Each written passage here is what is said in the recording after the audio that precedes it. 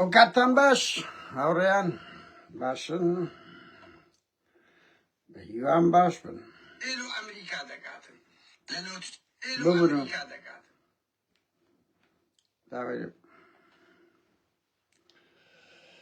داوای لێبوردنتان لێ دەکەم دەنگم ئەوەیە هاوڕێیان ئێستان لێ هەواڵتان پێ دەدەین بەداخەوە هەواڵەکان باش نییە بەس تر ئەوە حەقەتە دەبی باز بکرێت زوو درەنگ ئەوەی کە هەیە باز دەکەی ئەو زانیاریانە لای ئێمە هەیە لەسەر شەڕ لەسەر ئایندەی سیاسی کورد کە هەفتەکەی تریش باسمان کردیە هەفتەکەی تریش باسمان کردێت بەشەکی دووبارەیە وەرن برادران وەرن خێربێن بەخێربێن هاوڕێیان بەس لەو یەک دوو پەیجەم بڵاو دەکەمەوە سەرچاوی ئێمە هاوڕێیان سەرچاوی ئێمە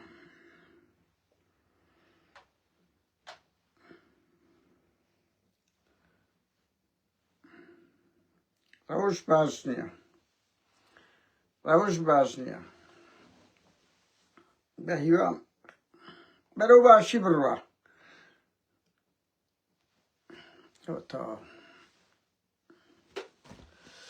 سەرچاوی ئێمە هاوڕێیان سەرچاوی ئێمە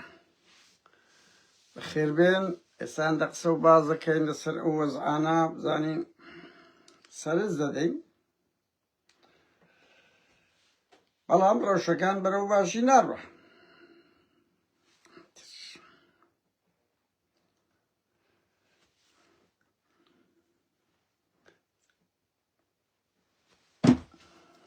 سەرچاوی ماوڕێن جەوە چێوەیە تەوانەتە لە بیرم نەچۆ من دەستخۆشەشی زۆر گەرم لەو خەڵکانەی سلێمانی دەکەم بە تایبەتی لە مزگەوتی بەختەوەری دەورێکی زۆر جوانیان دیت یەکەم جارە ئەو مەلایە ناپاکە ئەو مەلایەنەی یەکدەقان هاوڕێیان بە ئەوە شتێ بێخین دەنگەکە تر و باشتر بی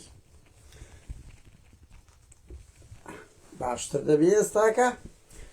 تاعن دەستخۆشەشی زۆر گەرم بۆ هەموو ئەو خەڵکانەی کە سنوورێکیان لۆ ئەو مەلایە ناپاکانە دانا لە سلێمانی کە بە تایبەتی لە مزگەوتی بەختەوەری کە چیتر هەر کەسەک نێ مەلایە پیاوەشی ئاینیە لێمان ئەو ڕۆڵە ببینی کە باز لە مەلای خەتێ دەکرێت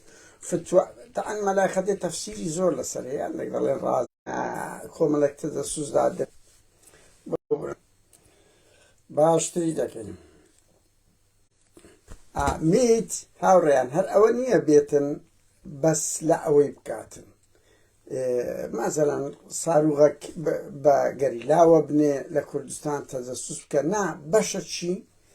ئیش لەسەوە دەکەن چۆن ئینهیار بە خەڵک بکەن چۆن پیاو بچێنن چۆن کۆمەلگای کوردی فاسد بکەن چۆن هاوڕێیان دەنگم باشە دەنگم کووە خۆوە تەماشایەکی خۆمان بکەین هاوڕێیان مشکلەیە دیسان دەستی پێکردەوە مشکلەیە ئەلەو خێربێن بەخێربێن ببوورن چێ دەنگم ڕاوەستە هاوڕێیان مشکلەیە ئەلەو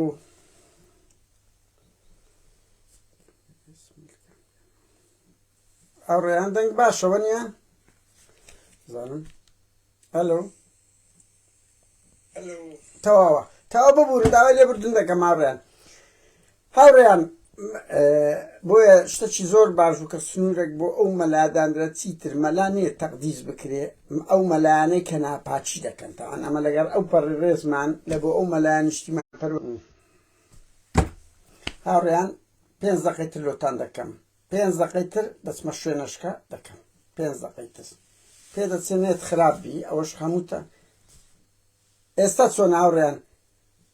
ئەگەر خراپە دەچمە شوێنشکە خەڵک بێزارە بێتن دە باشە مادەم ئەوەیە بەرحەڵ پەیامەکە گەیشت قسەمان لەسەر ئەو مەلا ناپاکانەیە نەک لەگەر ئەو مەلا بەڕێزانەی کە مووقفیان باش بووە و لە سەفی وەتەنی خۆیان ڕاوەستاون و ئەوانە کەمینەیەکی زۆر کەمن دیتان مەسەن لە 6,000 مەلا چەند مەلایەک ناپاکە لەو سۆسیال میدیایی بەشەشیان زدی من هەمیان هاتی هەرچی ئەو جەماوەرە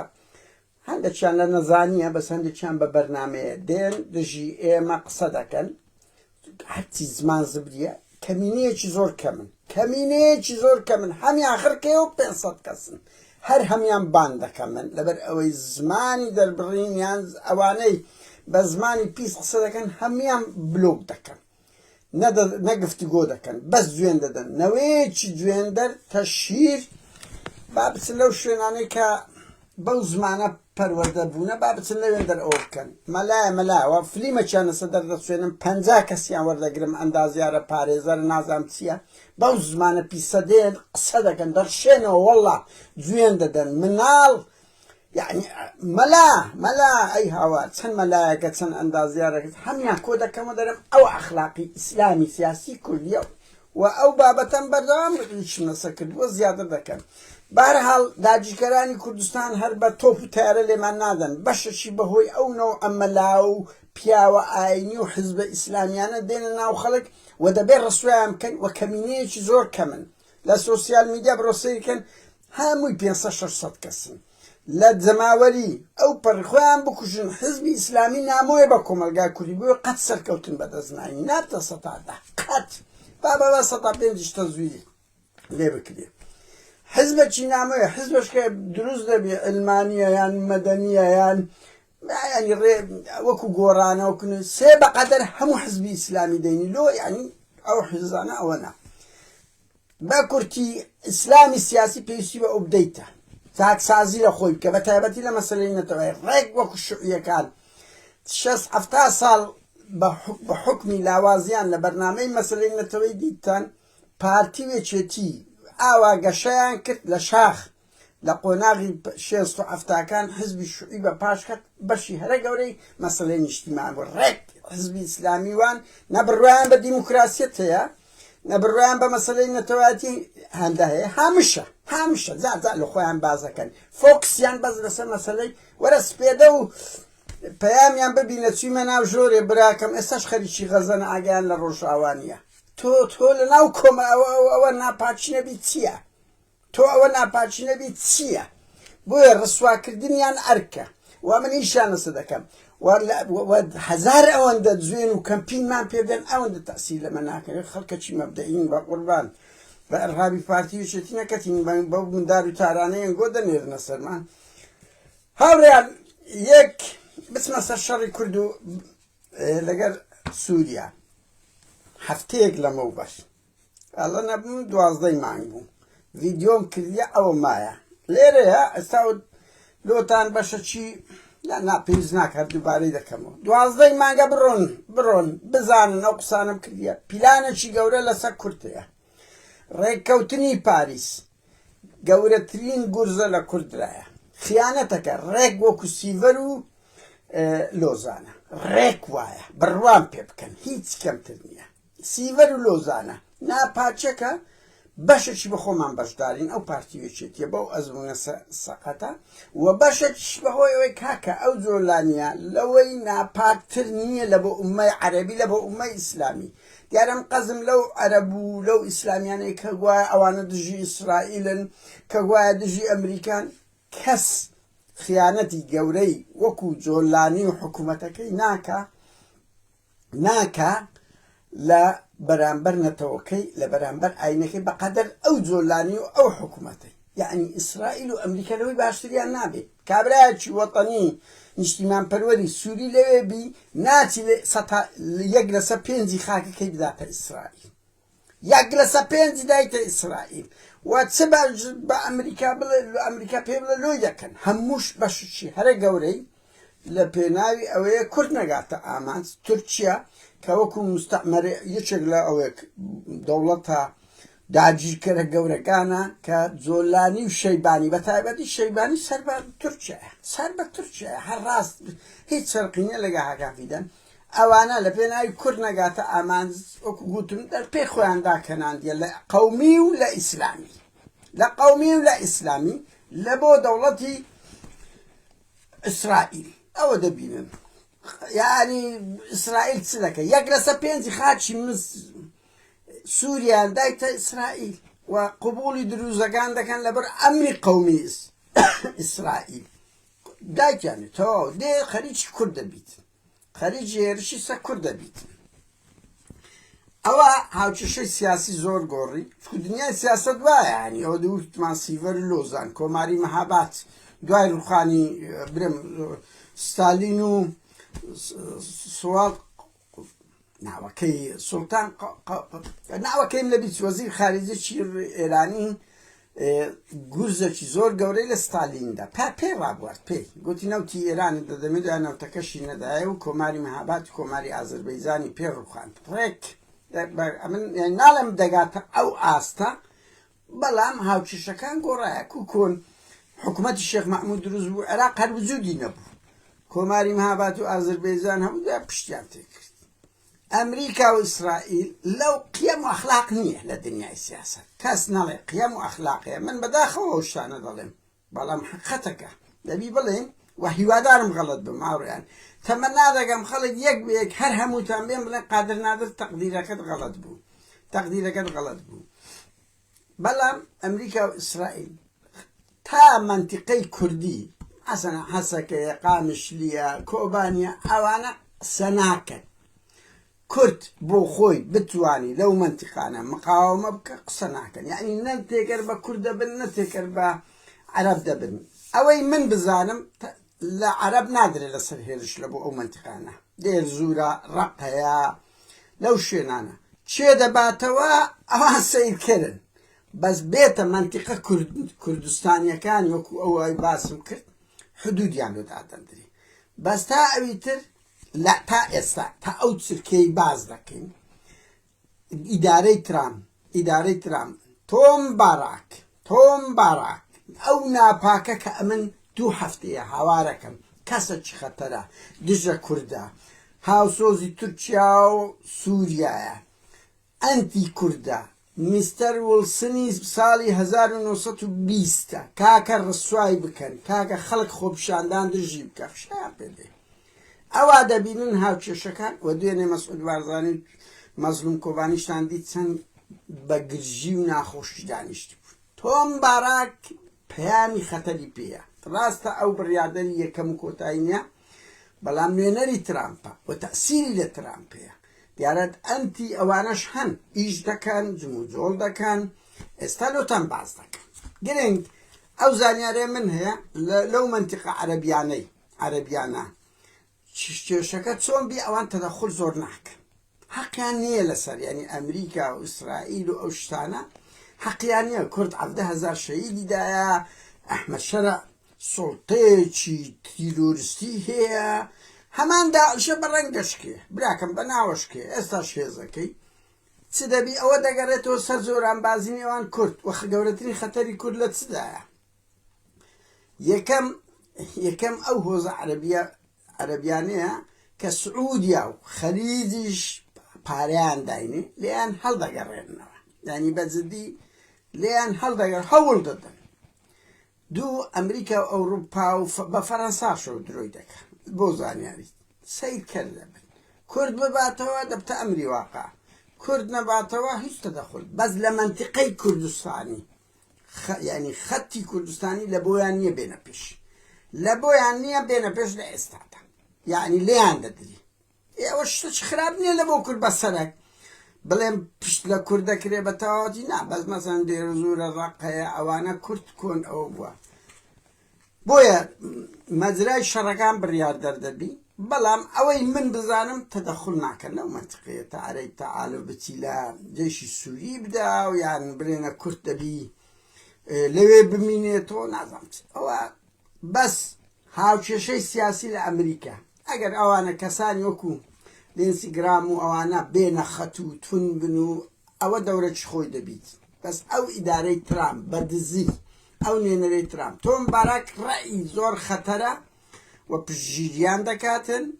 لەگە تورکیا و ئیسرائیلیش بێدەنگە. ئیسرائیل لەو نقطەی زۆر ئینتیهازیە، حەق خۆی تۆکو دەوڵەت بەس کەسی قەی پێ ناکە کەسی تر. یعنی ئەو جۆلان و ئەوانەی درایتێ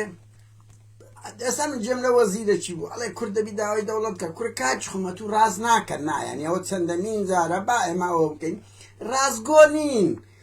ڕازگۆ نین کاتێک بەرژەوەندێکی خۆتان دێتە پێش ئیتر پشت لە هەموو شتێک دەکەن پێش لە هەتا لە ڕفراندۆمی شوێن لە مەسعود بارزانی کرد تەقلەیان پێدێ دەبرا ئیسرائیل پێشی کردوەوەی کرد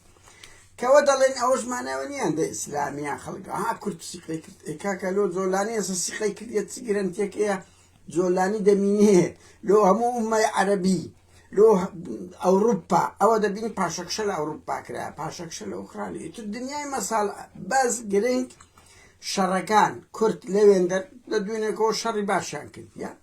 مقاومەیەکی گەورەیان کرد چەندە لەقەت دێن لەو منتیقە عەرەبیانە من نازانم وە ئەگەر شکستێک بینن هاوڕێیان شکستەکەەوە نییە هێزی کوردی هێزە عەرەبیەکانن لەیان هەڵدەگەڕێنەوەیان هەر هەسەدەی عەرەبن دەچون بە گەوان دەکەون ئەوە گەورەترین کێشەیە ئێستا لە بۆ هەسەدەی هاتیتە پێش گەورەترین کێشەیە ئەگەنا شەڕەکانی ئێستا دەکرێت سەتا نوهەتی عەرەب بەرامبەر عەرەبە کورد بەرامبەر عەرەب کەمە بەڵام جێی ترس نییە ئەو زانیانێ من هەمە کورد لە منتیقەی خۆی دەمینێتەوە ئەوە خاڵەکی گرنگ دوو گروپەکەن ئینتلیگن کەمیتی یعنی کۆمیتەی هەواڵگیری ئەوە نهێنیەکان ئەوانە نۆ کەسن کە بەشەشیان دەوڵەتی قوڵی ئەمریکان هاڕێنەوە زۆر گرنگە نۆ کەسن ئەوانە بڕیاردەرن لەسەر سیاسەی ئەمریکا وە لە بۆیان هەیە قسە لە قسەی ترامپکەنیان ئەوە تا دەچن لەگەر تۆرسی گابارد کە مەسئولی هەموو مەسلەی ئاسایشی ئەمنی ئەمریکایە و بەشەشی لەو نۆ کەسەی کە دەوڵەتی قوڵی ئەمریکان تا ئاناڕیان لە دەوڵەتی قوڵ هەیە لە پشت ترامپ هیچ پێ ناکرێت ئەوانە بڕیار دەدەن بەشەشی گرنگیان جوولەکەن و بەشەشیان کەسانی سیاست مەدارن تەختیتی 100 ساڵی ئەمریکادا دەڕێژن ئەوانە من وەقتان پێ دەدەم مەیلتان لۆ پەیدا دەکەم و زەختیان لێ بکەین هەوڵ بدرێ چکە ئەو شتانە دەوری هەیە سیاست قەت ڕاضیات نییە هاوکێشەکان دەگۆڕێ ئێستا هەسەدە بتوانی لە ڕقات تێکشکانی ئەوەی مقاومە بکە یەک هەفتەی کە هەموو ئەو قسانەی من بە درۆ دەبتەوە هەموو ئەو قسانەی من بە غەڵەت دەبتەوە دەکرێت یعنی ئیرادە دەوری لەسەروی هەموو قرارەشی وایە و ئەوان دژی کورد نین بڵێن وەڵادێن لە کورد دەدەن نەخێر بەس متەفەڕەز دەبن و بەرتیلیان و ئەحمەد شەرع و ئومەی عەرەبی بە سعودیە بە تورکیا بە سووریا بە ئیسلامی سیاسی بە هەر 58 دەوڵەتەکە سازشیان کردە لە بۆ ئیسرائیل و ئەمریکا لەو نقطانە چییە کورد نەگاتە ئامانج کورد نەگاتە ئامانج بۆیە من وەقتان پێدەم مەیل و ئینفۆرماسیۆنی ئەوانە هەموو پەیدا بکەین نامەیان لۆ بنێرین پێیان بڵێن ئەوەی دەکرێت لەگە کورد خیانەتە بەڵام سەدبارەی دەکەمەوە کەس ڕەشبین نەبی مقاومەی کورد بڕیاردەرە و ڕۆژ ئاوای کوردستان خاچ کوردستان ئەو نییە بڵێن وڵی ئەوە دەبی حەلەب ئێمە زۆر پێمان داگە لەسەر چ بوو دوو گەڕک کورد نشینن کاکە هێزی هەم سووریا لەگەریان ڕێککەت بوو کە هێزی ئاسایش لەوێبی هەمیش کورد ئەو 15 ساڵی کەسی لێ نەکوژە لەو منتیقانە لەبەرەوەی هێزێکی کوردی بوو حمایی دەکرد و ئەو منتیقەیە کۆن عەرەبی بووە نازانم چێ ئێستاکە 200 هزار کورد بە کوردی ئەفرینەوە لێ دەژیا خیانەتێک بوو ئەوەش لەگە کورد کرا کە لەبەرەوەی ڕێککەوتن کرا لە دەی ئازار کە هێزێکی کوردی لێ ببینێتەوە هەسەدە بڕوە لەوەی بۆیە ئەوە کورد نشین بوو بەس دێر زور و ڕقە و ئەوانە بڕواکە بە دەگمەل کوردی لێیە چەند ساڵێک لەمەوبەر ئەوانە کوردی زۆر لێ بوو بەس کورد نییە بە هەر حاڵ هاوکێشە سیاسیەکان ئیرادەی هەسەدا چەند مقاومەیان پێ دەکرێت پشت لە کورد بە تەواوەتی وەکو 74 نییە وەکو 20 نییە بڵێم بەڵام ئەو حقوقی هەمومان خەونمان پێ دەدیت بە پێی زانیاری من ئەوە نامینێ کەمتر دەمینێتەوە ئەویش بەهۆی ئەو خیانەتەی تورکیا و ئیسرائیل نەوعەک لە دۆستایەتیان ئێستا دروست کردی ئەردۆغان سەدبارەی بکەمەوە دەیەوێت لە ئێستادا لە قۆناغی ئەو تورکیا پارچە نەبی دوایوی چی لێدێ حەقی نییە دەزار بۆی ئەوانیش سازشیان کردیە سووریا دۆلانی سازشی زۆر گەورەی کردیە ئەو وایە دووش خاڵشکەش بێمە سەری سەڤایە مارک سەڤایە دێتە ئەوە و کابرایە دێتە کوردستان نازەم لە کوردستان ئەمن ئەو دەمیش ئاماژەم پێ کرد بە پارتی وێچێتی دەڵێ هێستان دەبی وازەم هەتا 1 ساڵ ساڵ و نیوەشکە هەموو یەک بخرێ کۆماندۆ و زێرەڤانی و نازەمانە نابی هیچ ببینێ یەک کێس بن ببنێک ئەگەر نا ئەمریکا سنوور دادەنێ و ڕەبتیان بە مەرکەز دەکاتەوە وەزارەتی ناوخۆ پێشمەرگە ئەوانە هەموو دەکەن تەفکیری بۆ گەنی تۆم باراک ئەوەیە ئەوان لەگە یەک کەسی قسە بکەن یەک کەس لە سووریا لە عێراق گرنگ نییە لای تۆم باراک بڕوا بکە ئەو تۆم باراکە ئەحمەد شەرعی زۆر پێ باشترە نەک لە بارزانی و تاڵەبانی لە ئۆزەلانیش تەفکیری وی وایە کابرایەکە نەکبەتیمە ئەوە دەرچووە لە هەمووان باڵا دەسترا ئەو یەک قوتبە بەڵام باڵا دەسترە کورد خۆپیشاندان بکەن دژی تۆم باراک ئەو قەزیە ئیسارە بکەن ئەو کابرایە من دڵنیاتان دەکەم زۆر پیلانی مەترسیداری لەگە تورکیا لەگەڵ هەیە لە بۆ دژی کورد کابرایەکی ملیاردێرە و حکوومەتی ترامپ حکوومەتەکە بزنسە هەنی دیتان ترامپ هەوڵ دەدە بە کەمترین ماوە پارە زەرەر بکە جێ لەو بزنسانە زۆر ڕادەجیکە ئەوانە بەشەکن بەڵام بڵێم هەموو شتەکە نا بەست ئەو ڕۆ دەوری هەیە زۆر بە زیرەکانش وەچی نۆزدە نییە جێشەکەی ساحب بکاتەوە و ببتە هەڵای ڕاگەیاندن دەمینێتەوە بەس دیفاع لە کورد ناکە هەتا ئەو خەریتەی کوردستانی سووریایی نازەمیت سەردەمەکەی گرنگ منتقە کوردیەکان نادرێتەوە ئەحمەد شەرع حقوقی کورتان دەگدەپارێزرێ بەس ئەو حقوقانە کە ئەحمەد شەرع ڕایگەیاندی هاوڕێنەوە حقوقا و لە 6 سال وەزم تا هەری حیا بچۆکن مەلا مستەفا ئیمزای پێ کرد کاکە کورد کێشەی نەتەوە و خاچی هەیە ئەوەی درایە حقوقی سەقافیە کە ئەوە پارتیشێتی حکوومەتی هەرێم دایتیان بە تورکمانەکانیش یعنی دایتیان بە تورکمانەکانیش هیچ مەکسەبی گەورە نییە ڕاستە لە چاو کۆنیان شێوەیەکە لە شەرعیەت بەس کورد لە ناو دەستور مادەی 140 هەیە لە ناو دەستور دەیان دەستکەوتی هەیە بەڵام لەبەر ئەوەی هێز نییە ئیشیان لەسەر نەکرد ئەوە جێبەجێ نەکرایە کە دەبایە 2007ەوە دەبێت بۆیە حتا دەستوریش گەرنتی نییە ئەگەر هێزت نەبی و ئەو قسانی ئەحمەد شەرع وەرەقەیەکە هیچ تێدا نییە مجەڕەد اعترافەکە دەتوانین لە گفتوگۆکان کو لە 20 کەمالات ئاتاتورک هەندە جار باسی کوردی کردی ئەوە شوایە هیچ گرنتیەک نییە لۆ مافی کورد ئەلۆشتا ئەحمەد شەرع وەرەقەشی ئەو دەستورەی دەری کردیە دەستورێکی ئیسلامی علوبەت و حتا و جێش العەرەبی سووری تا ئێستاکە وشەی عەرەبی سووری بەردەوامە لە ئەنزمە هیچ خاڵەکی ئەو بەشی تێدا نییە لە دەستور دابدرێ ئیتر ئیشی لەسە دەکرێ وەکو 58 کە عەبدولکەریم قاسم ها لە دەستور گوتی عێراقی دەوڵی کورد و عەرەبە لە عەفتاکان ئەترافە کرا بەڵام ئەو زەدیتەن چیمیا باران و ئەنفال کرا کورد هێزی بڕیادە جەماوەری یەکریزی خۆی ئەمن کە 100 جار وەم گوتیە ئەو شتانەی بڕیادەرە و ئەو ئەزمونەی پارتیوێکێتی ئەزمونێکی ئەوەندە سەرەتانی بوون بەدەست ئەو تۆمباراکەی ئەڵێ کورد ئەوە حکومڕانیچ بەدەویە خەریکی دزین حەقێکی دۆدانی پێدانەنێ لەو نۆتەیەوە بەڵام تۆمبارەک دێ فاشست و تیرۆریستەکی وەکو ئەحمەد جۆلانی بەسەر ئەو ئەزمونەی حکوومەتی هەرێم دەکە لێرە سپێ دەکەی درۆیەکە کابرایەکە هیچ قیەم و ئەخلاقی نییە ڕەخنەکەی لە پارتیۆشێتی لەسەر دزی نییە لەسەر ئەوە نییە مافیان لەسەوە نییە بنەماڵەیین لەسەوە نییە پێشێری مافی مرۆڤ دەکەن نەخێر بەرژەوەندیەکانی لەگە تورکیای کە ملیاردێرە راپۆرتی خراپ لەفەر دەکات کورد دەبی داوای گۆڕینی تۆمباراک بکە لە منتیقەی ئەگەر نا ڕەوشی باش نابی ئەو کابرایە ڕێی زۆر خراپە بەرحاڵ مارک ساڤایەش دێ ئەو شتانیان پێ دەڵێ تەدیبیان دەکەن ئەو ئەمن و ئێوەینە هەتا 2027 ئەو پەڕی ئەو ساڵێک هێزەکانیان یەک دەخەن یەک بخەن یەک ناخەن مەجای عێراق دەدەن وەکو ئەوەی سووریا بکات مەجای عێراق دەدەن هاوڕێیان دوایان شتیش لەسەر ئەوەی بڵێم دوایان شت لەسەر ئەو ڕێکەوتنەیەکێتی و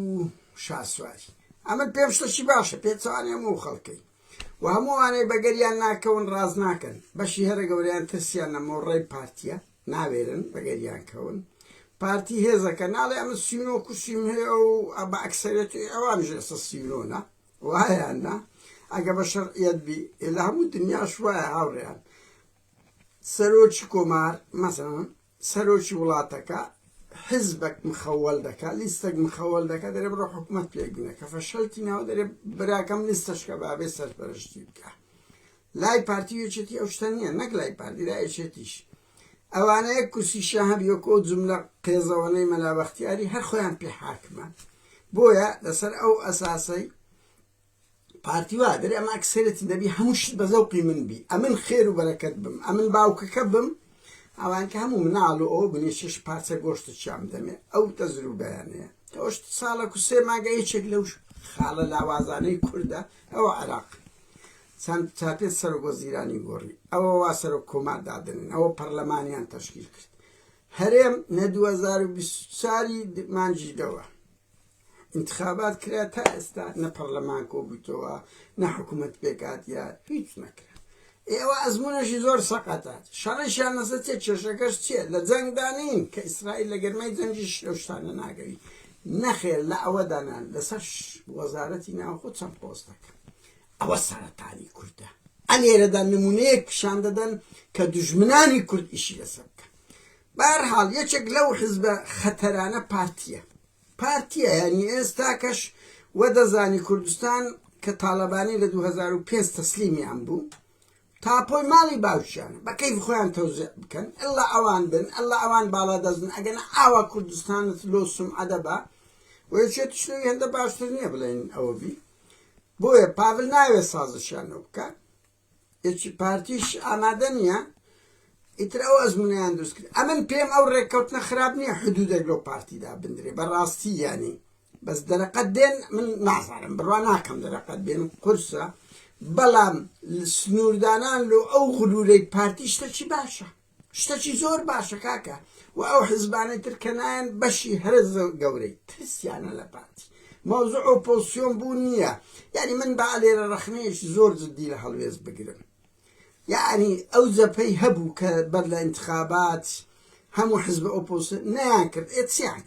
ئێچیان پێ دەکرێت وەرە ئێستاکە وەرە سەیریان بکە ناتوان خۆ پیشاندانێک بکەن ناتوان جموزۆڵەکەن لۆ لەبەر ئەوەی بە تاقی تەنێن هیچیان پێ ناکرێت پارتی وێچێتی ڕاستە پارچیە بەس تۆ دەبێ هێز بخوا هێزت نەبی کەس سابت لۆ ناکە پێشەش حزبی جەپە بوو نەگەر هەندێک کەسی سەر بەخۆ ئەگەر یەکیان بگرت بەکاڵێ زوو کردی هەراوەریا و نەچوت ناوێ و بەرێک دەتوانی دروستکەی لە بەرامبەر پارتی بە پێی ئەو مەجانە یەک دوو سێ کاکە ئەو هەدەپێ لەگەر حزبی فاشیستەکان بدایەت ئەو کوردانە چوونە ناو پەرلەمانی تورکیا خۆسە چارەچیان هەبوو بدایەت چوونە لەگەڵان تەنسیقیان کرد تا گەیشتە ناو پەرلەمانی تورکیا بوونە ئەو هێزەی ئەو ڕەبوو ئەمری واقع تۆ هەندێک جار دەبێت تاکتیک بکەیت تۆ چۆن من باشە ناچم تەبیعیە لە دەڤەری سەوز حدودێک لۆ لەمپەری پارتیدا نانێن چ دەکەی ئەی چ دەکەی ئەوە یەکێتی وایە شەریکەت زەمن لەگەڵتان دامە پاڤل جێی سیقەنیە لە هەر لە ئەزەک بکشێتەوە لەگەڵتان دامە بەس چیت کە دەکەی بەدیلت چییە ئەتوت نەتوانی 50 کەس بینە سەجادا بەس مجەڕەد سەیر کردبی و بەرتیرەکەەوە لەو پارتی تەمەنی پارتی درێژ دەبێت پارتی سەیر دەکەکە و هێزە بەناو ئۆپۆزیسیۆنانە چ دەکەن سەیرێ گرت و کۆمەڵ دەک هەروە تەمەشا دەکەن دوعا دەکەن ئەوانە بەس بە دوعا دەیانوێت پارتی وێچێتی بگۆڕێ هەڵوێستی پێ دەکرێتن بە هەر پاک بن نەندەچە بەجددیمە ئەوە خەڵکیان لێ دەکڕی پارچە پارچەیان دەکە ئۆپۆزیسیۆنەوەی نوێتی ئەوە شاسوواریان گرت یەکێتی گرتی لە ژۆرەی پەستە بەو مەرجەت بەریدا کە بێت تەنسیقم لەگەڵ خۆ سیناریۆکە زۆر دیارە بەڵام هەنگاوەکە خراپ نییە بەربەڕێزان تۆ دەبێت لەمپەر لە بەرامبەر پارتیدا بنێ بە پارتی بڵێ ئەو کوردستانە هەرموچی تو نییە تۆ دەبێت ئەلتەرناتیڤت هەبێ مشکلەی ئەو حیزبانەی دەروەیە کاکە مەچوون لەگە شاسووار و ئەوە مەکەن چیت کە دەکەن بەدیلتانتیە چەند خەڵکتان پێدێتە سەجادا چەند جەماوەرتان هەیە چیت کە دەکەن کاکە کۆمەلگای کوردی ناتوانانی 50 ساڵ کە چاوەڕێ بکە خەڵک لەو پەڕی بێ هیوایی دەژی تۆ دەبێ خۆت ئوبدەیت بکەیت ئۆپۆزیسیۆن بەو شێوە کلاسیک و دوورە پەرێزیە و قسە و قسەڵۆک و ململانەی شەخصی بەمەشەوە لەوەی وەزعی باشتر نابیت بۆیە من پێم خراپ نییە بەڵام بە گرنتی بە هەندێشت هەوڵ بدرێتن لە ناوە خۆمان ئەو دەنگە و پۆزیسیۆنانە یەکگرتو نەبین و ڕەشبینی ئەوەندە هەندە خەڵک دەبینم بەس ڕەشبینی بڵاو دەکاتەوە زۆر خەتەرە من ئەو قسانە پێتانم گوت مانای ئەوە نییە کۆتاییە کاکە دەیان جار هاوچ ئەو تورکیایە پارچە پارچە بوو ئەو ئەتاتورکە هات هەموو یەک خستەوە سازشی بە هەر هەمووان کرد ئیرادە زۆر دەوریەیە هەسەدا لەو شەڕی سەر بگری کێشەی کورد زۆر دەستە پێش زۆر پارتی وێچێتی بەهێزی سەربازی پشتگیری براکانیان بکەن بەخۆشیان حسابی پیاویانەوە دەکرێت لە عێراقیش نەک لە سووریا نەیکەن پشتگیری چەکداری یەکتر نەکەن کورد یەک ریس لە هەموو ئەوروپا و کوردستان نێتە سەخەت ئەوروپا و ئەمریکا نە 17,000 شەهید دەخوا نەخەبات دژی داعش دەخوا ئەفرادی گەورە هەن دەتوانێت سیناتۆرەکان زۆر ئیسفادەیان لێ بکرێت بەڵام غەزەتان دی چی لێکرا چێ لەسەری بەجواب هات هەندە جار قیەم و ئەخلاق نامینێ قیەم و ئەخلاق نامینێت بەهەرحاڵ من بۆیە پێتان دەڵێم ڕەوشەکە وایە کورد ئەبێ هاوچەشەی ینی مراجعەیەکی گەورەی خۆمان بکەینەوە هەر هەمومان لە خەڵکی لە مەسەلە نیشتیمانیەکە لە خەڵکی ئۆپۆزیسیۆن بێ ئیرادە نەبین بەڵام وەزعی خراپیش هاتیتە پێش یەکریزی گەرەنتیمانەوە و سەرکەوتنمان دەدات چرا وەکو هێزی نیشتیمانی خەڵکەکی ئۆپۆزیسیۆن وەکو خەڵکەکی ئۆپۆزیسیۆن پارتی وێچێتی 1000 جار پێیان بڵێ قەت جیان لێ نییە جیان لێ نییە بەڵام مەسعود بارزانی دەبینی مارکساڤایە لەو ڕۆژاناگە لەگەر دابنیشت پێ دەڵێ من هەر ئەوەندە دەڵێم تۆم باراک کونی چوانیەوە کردی 88 بڕواکە مارکساڤایەش لەوەی لەگەر ئەوەی دۆستی خۆتانە بەس ئەو ئەوامر جێبەجێ دەکات هاوڕێیان بەڵام سەد بارەی بکەمەوە پانتاییەکی گەورە هەیە کورد ئیشی لەسەر بکە لە ناو سێناتۆرەکان ئەو لینزی گرامە کابرایە کە زۆر دەوڵەتی قوڵە باوا بڵێ یەکێک لە ئەندامانی دەوڵەتی قوڵی ئەمریکای دۆستێکی ڕاستەقینەی کووردە پێی دەکرێت بڕیار بدە و مووقفیشی زۆر باشە ئەوانە خاڵی زۆر گرنگن حدود دابدرێ لە سووریا چ ڕوویدا لە هەرێم عێراق چ ڕوویدا کورد ناگاتەوە پاشەوە بەڵام ئەو خەونەی ئێمە بوو کە دەوڵەتی کوردی گەورە دروست بکرێ ئەوە نابێت قسەی کۆتاییشم بەستەنیان لەسەر یەک شتیە ئێران لێی دەدرێ زەربەی قازیشی لێ دەدرێ بەس کێ ناسانم ئەمەنی کاتێکی خۆش